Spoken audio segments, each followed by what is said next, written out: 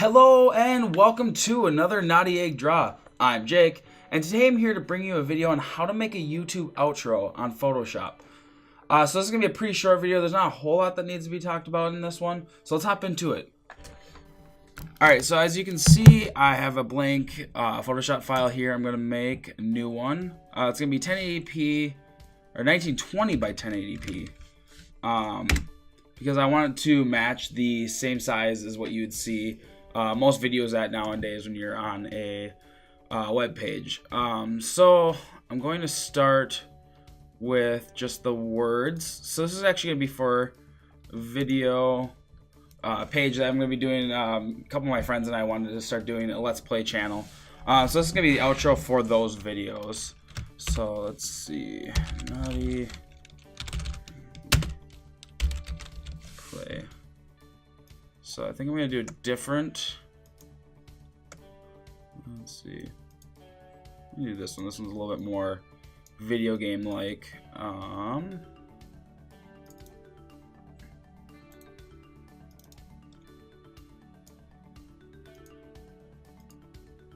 not that big. Let's do smaller, 24. That works. Oops. Alright, so here's a quick little tip. When you're on a layer that you're working on, if you hit Control and T, it'll go right into the free transform button instead of having to right click, go and find free transform. This is a little bit faster, so I'm gonna make it a little bit bigger.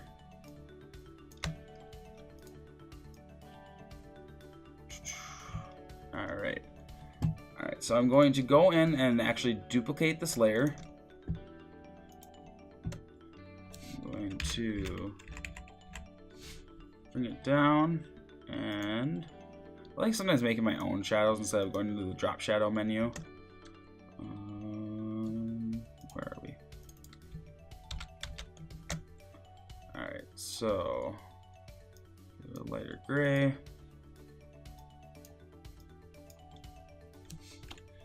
Alright, so this is gonna be pretty basic. So now what I want to do is I actually want to make a background similar to what is on my outros on my other videos. So I'm actually going to use the shape tool. So this is the shape tool. You have different shapes, rectangle, rounded rectangle, ellipse, polygon, line tool, and then just a custom shape tool. I'm going to use the rectangle tool. Let's go with green. Alright, maybe about. So these are gonna be little stripes that are gonna be going through it. I want. Oops. This green. Alright, so then I'm gonna go into transform. Control T again. Let me put this at a 45-degree angle.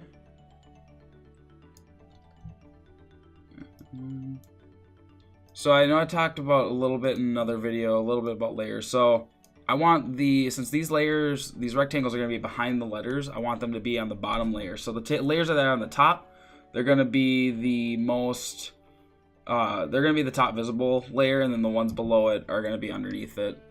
So it's pretty self-explanatory, but alright, so then I'm going to duplicate layer. And for this one, I'm going to fill it with a dark gray. Actually, one thing I want to change is I don't want a stroke in it. So if you ever see this little line here through the colors, that means there's no color chosen. So for the stroke, I'm going to do 0. And oops. And then I'm going to do the same thing with this one. Makes it a little cleaner. Okay, so now that I have both the colors picked, I can just duplicate from these two now. And I don't have to make any other changes. And let's do a duplicate layer.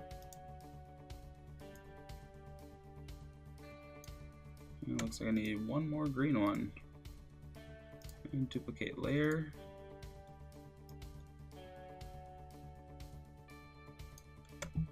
Alright, like that. So then I'm going to select all these. I'm just going to put them all into one layer, so this is all going to be one background. So you're going to select all of them and then hit Control E. And that should, oh wait, what?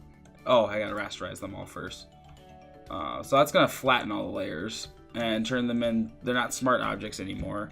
So now if I hit Control E, it will all go into one background. Alright, and then I'm going to do a little trick that I'm going to show you guys. And this is kind of playing with layer effects. So let's see, I'm going to find background, ooh, if I can type, background texture.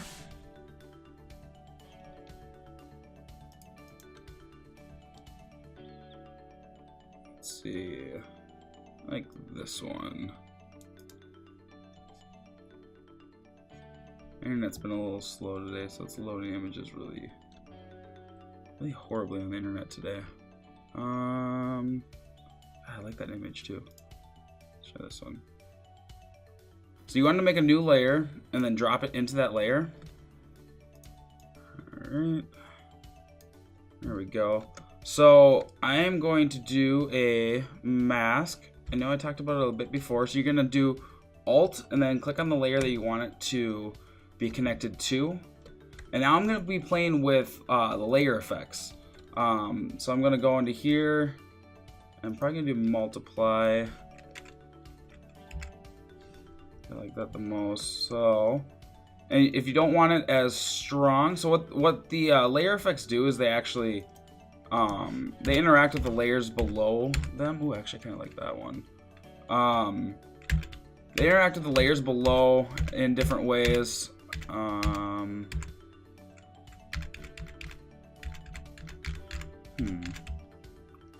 guess I was gonna do multiply, but I'm gonna do darken colors. So if you don't want it as strong, you can change the opacity of that layer that's interacting with. I'm gonna do this. I'm actually going to change the color of this. See what this looks like white.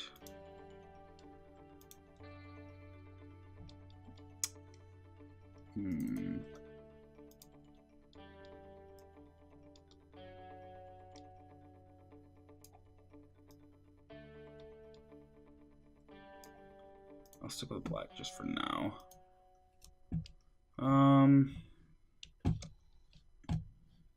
So now what we're gonna want to do is we're gonna want to make a space for the for any like videos that you want to feature on there.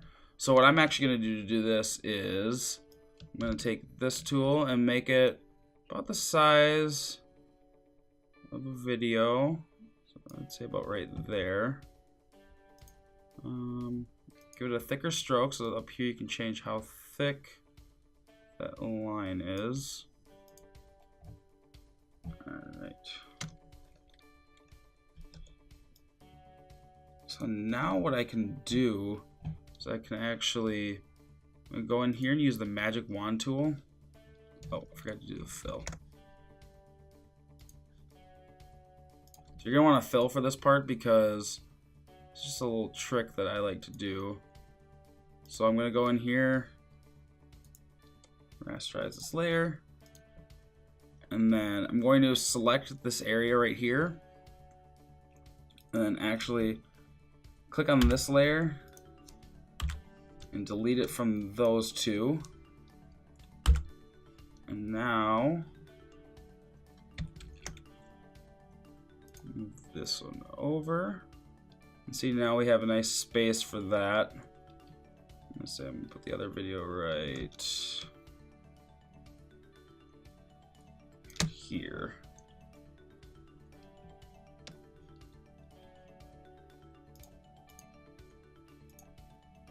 I think I did something. Oh, I accidentally deleted it from that layer as well. So I just want to delete it from these two. Now I'm going to move a layer over. And do the same thing over here. Select the inner area. And delete it from, oops. I'm just a mess right now. Okay, so delete, delete. And now we have, all right, so duplicate that, because I actually want that border to be around it. So now if you turn off the background layer, you can see these little checkered boxes right here. That means that part is transparent. So if you were to make an outro video, and you wanted to maybe show other videos that are on your page, anything like that, they can go right in this space. Since when you throw this in your video editor, these will be see-through. So I'm just gonna do a couple last bits of effects to it. Do a drop shadow. So if you click on the layer, and then I'm gonna go to drop shadow. And I already did white, so that's actually what I want. And it gives it kind of a glow effect. I like that. I'm gonna do it to this one as well. Drop shadow, white. I actually want to do it. So let's play.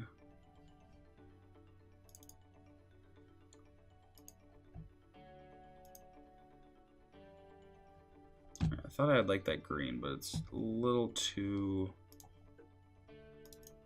dull.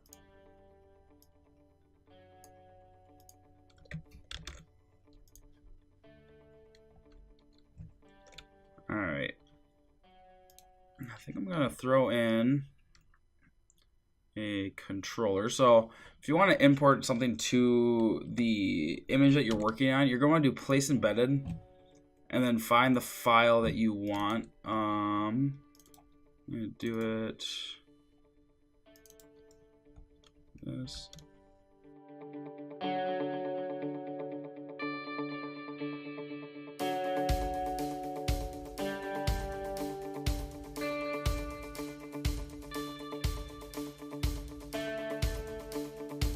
Right there. All right, and you're gonna want to put annotations on their video, so like something that someone can click on, like a subscribe button, that kind of stuff. You can do that. I'm gonna add that right in the middle, and everything else is just up to you how you want it to look.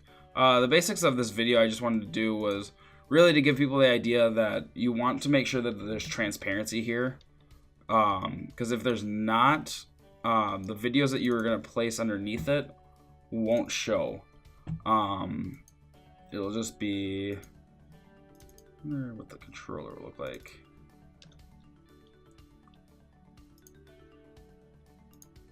Everything glowing on this page, on this picture. All right. So I think that's pretty much it. Like I said, this was going to be a really quick video, and I hope you guys enjoyed. I'll see you guys next time.